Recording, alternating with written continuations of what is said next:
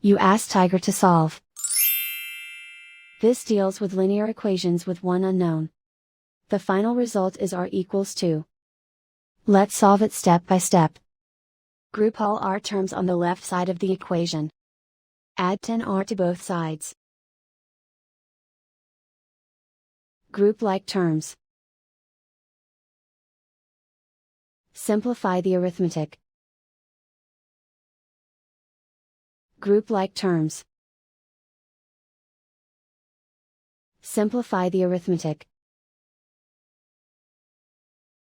Group all constants on the right side of the equation. Add 12 to both sides.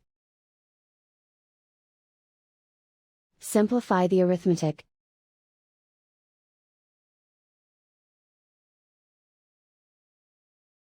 Isolate the r. Divide both sides by 12.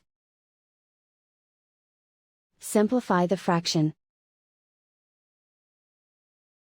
Find the greatest common factor of the numerator and denominator. Factor out and cancel the greatest common factor. And so the final result is r equals 2.